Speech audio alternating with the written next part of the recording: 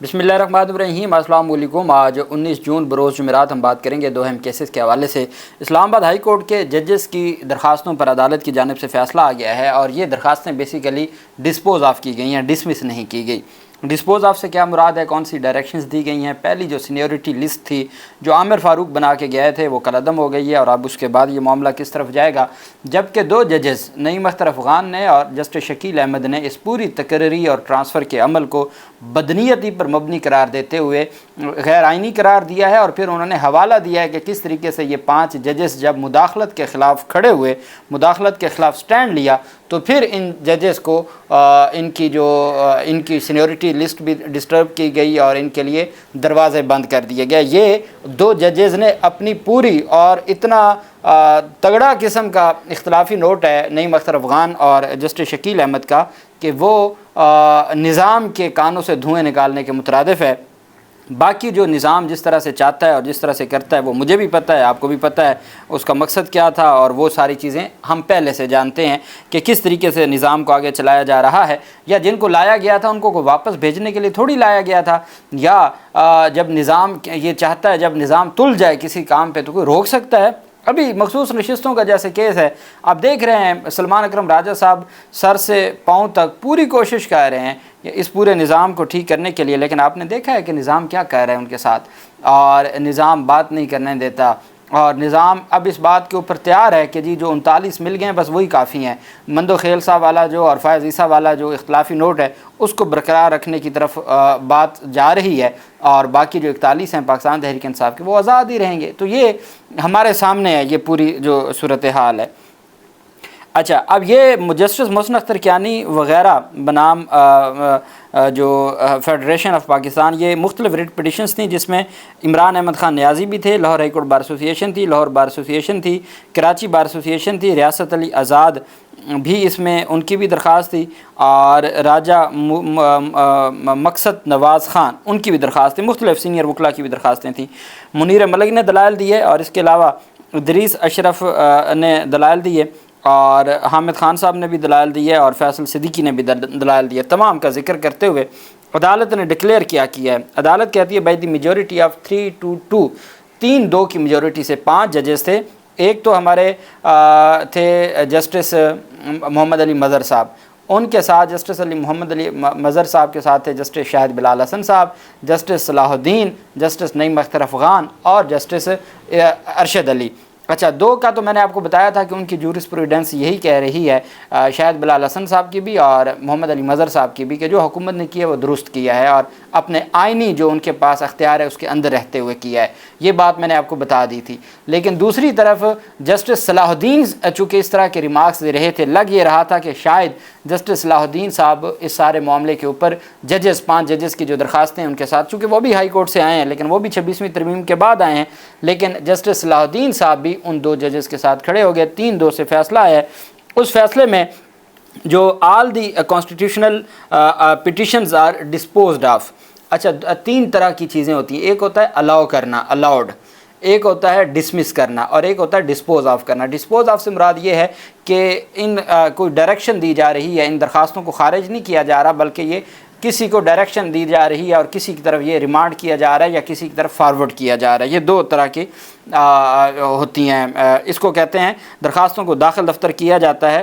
ان وجوہات کی بنیاد پر۔ اچھا جی، applications and the matter are is partly remanded to the president of Pakistan. پہلی بات تو یہ ہے کہ جو ججز کو ٹرانسفر کیا گیا ہے وہ درست ہے، وہ آئینی ہے۔ اسلام آباد ہائی کورٹ میں جو 3 ججز کا ٹرانسفر کیا گیا ہے اس کو درست قرار دیا گیا ہے۔ اب آگے 2 معاملات کہ کیا یہ جو ججز آئے ہیں یہ مستقل ہیں یا عارضی ہیں، ایک یہ معاملہ اور دوسرا سینیورٹی کا۔ یہ بیسیکلی اسلام آباد ہائی کورٹ کے ججز کے 3 ایشوز تھے۔ ایک تھا کہ جی یہ جو ٹرانسفر کیا گیا یہ غیر آئینی ہے، چونکہ جب مستقل آپ نے جج لے کے آنا ہے اور کوئی ویکنسی آپ نے فل کرنی ہے تو پھر وہ آئین کے آرٹیکل 175 کے تحت جوڈیشل کمیشن کا اختیار ہے، وہ آئین کے آرٹیکل 200 کے تحت صدر پاکستان کا اختیار نہیں ہے۔ اس وجہ سے یہ جو ٹرانسفر ہوا ہے یہ غیر آئینی ہے۔ اس حد تک 5 ججز کی درخواست کو ڈسمس کر دیا گیا، اس حد تک درخواست کو خارج کر دیا گیا، اور یہ کہا گیا ہے کہ جو ٹرانسفر ہوا ہے یا نوٹیفیکیشن ہے وہ درست ہے۔ ٹرانسفر صدر کا اختیار مان لیا گیا ہے، حکومت کا اختیار مان لیا گیا ہے۔ اب دو اور ایشوز تھے، ایک سینیورٹی کا معاملہ تھا اور ایک ججز مستقل ہوں گے یا عارضی ہوں گے، یہ معاملہ تھا۔ اس کو ریمانڈ کر دیا، اس کو ریمانڈ بیک کر دیا، اس کو ریورس کر دیا ہے۔ یعنی کہ جو پہلے سینیورٹی لسٹ بنا کے گئے عامر فاروق، جس سینیورٹی لسٹ کو بیسیکلی چیلنج کیا گیا تھا، جو سب سے بڑا ایشو تھا ہمارے جو 5 ججز ہیں ان کا، اس سینیورٹی لسٹ کو کالعدم قرار دیتے ہوئے کیس کو ریورس کر دیا، ریمانڈ بیک کر دیا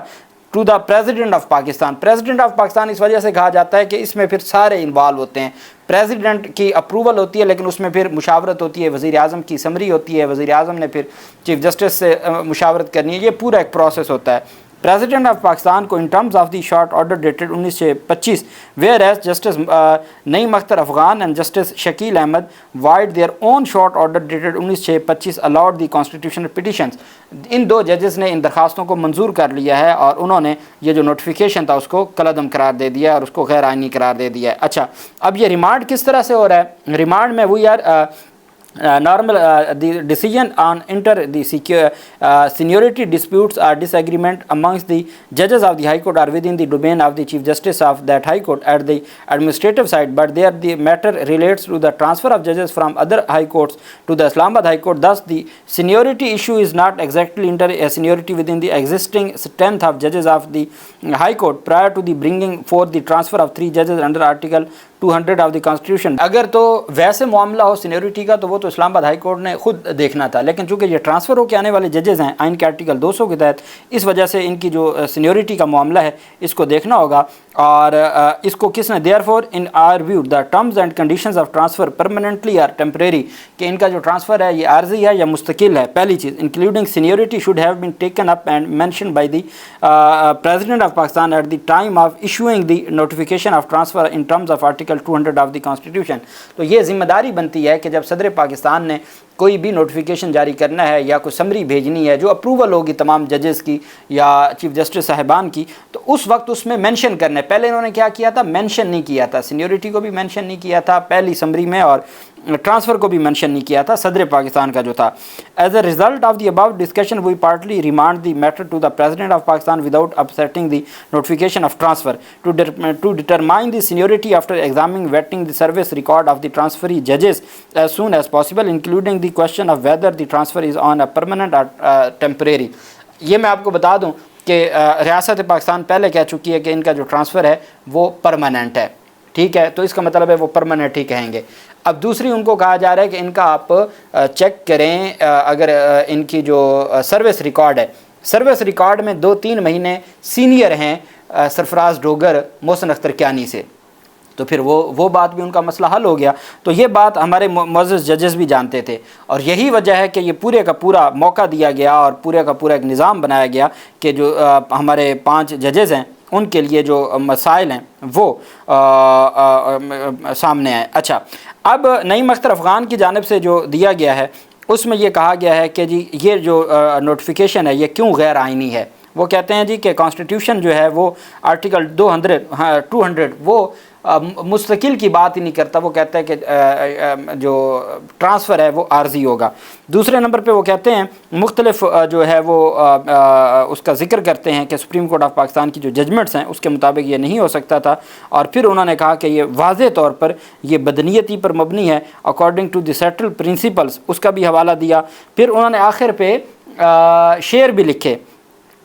ایک داغ دہلوی کا ہے، اور کہا کہ the above contention raised by the learned counsel for the petitioners can not be believed as the intelligence agencies including ISI have no role under the constitution for appointment of transfer of ججز، کہ جی ان ججز کی جانب سے کہا گیا کہ انہوں نے مداخلت سے متعلق جو کچھ کہا تھا اس کے بعد انہوں نے کہا کہ مداخلت نہیں ہونی چاہیے، لیکن مداخلت کے حوالے سے وہ کہتے ہیں جی کہ یہ 2 شعر ہیں، وہ کون سے؟ خوب پردہ ہے کہ چلمن سے لگے بیٹھے ہیں، صاف چھپتے بھی نہیں سامنے آتے بھی نہیں، داغ دہلوی کا یہ شعر، اور ساتھ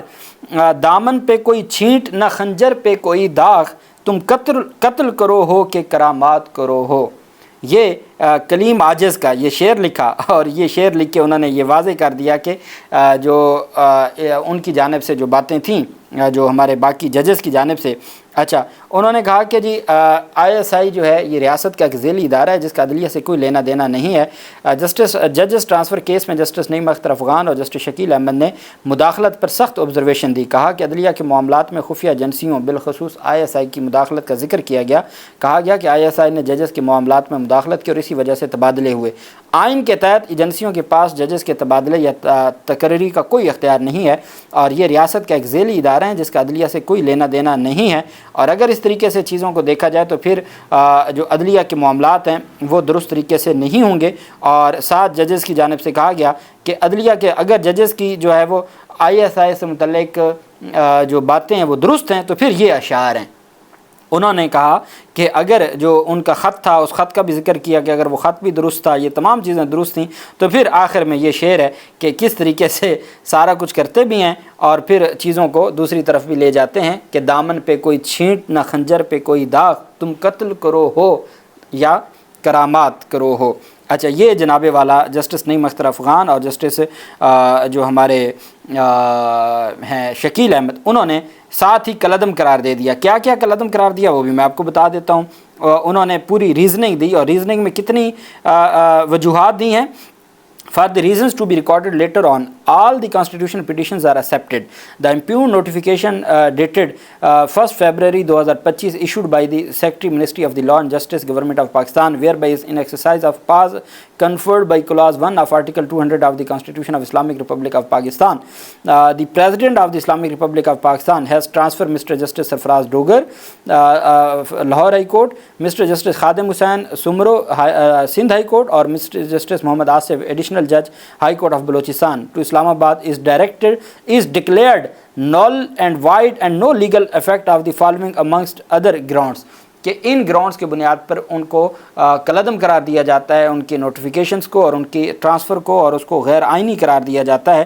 پھر انہوں نے اس میں واضح طور پر لکھا کہ یہ بدنیتی پر مبنی ہے، یہ غیر آئینی ہے، اور اس طریقے سے اگر چیزوں کو چلایا جائے تو یہ، اور اتنی جلد بازی میں کیا گیا ہے کہ جس کا کوئی حساب نہیں ہے، ایک ہی دن میں سارے کا سارا جو پروسیس ہے وہ کیا گیا ہے۔ اور جو پریزیڈنٹ نے wrong exercise of discretion under article 200 of the constitution کی ہے، کہ جو صدر پاکستان کی جانب سے غلط استعمال کیا گیا آئین کے آرٹیکل 200 کا، اور ساتھ انہوں نے کہا کہ جس تیزی کے ساتھ یہ سارا کچھ کیا گیا اس سے بدنیتی زہر ہوتی ہے۔ اور پھر انہوں نے وہ ججز کا جو درخواست تھی اس میں جو مداخلت کے بارے میں جو کچھ لکھا گیا تھا اس کا بھی ذکر کیا، اور وہ ذکر کرنے کے بعد پھر انہوں نے آخر میں 2 شعر لکھے، اور اس طریقے سے 2 ججز نے 5 ججز کا کیس 5 ججز نے سنا۔ ہم نے دیکھا کہ اگر ہائی کورٹ کے ڈویژن بینچ کا فیصلہ ہو تو سپریم کورٹ کا ڈویژن بینچ نہیں اس کو ختم کرتا، 3 رکنی بینچ ختم کرتا ہے یا معطل کرتا ہے۔ اچھا، دوسری اہم بات یہ ہے کہ جو ہمارے 5 ججز کا خط ہے اور 5 ججز کی درخواست ہے، 5 ججز سپریم کورٹ نے سنا، 3 ججز نے 5 ججز کی درخواست کو خارج کر دیا۔ 5 ججز آف ہائی کورٹ کی درخواست کو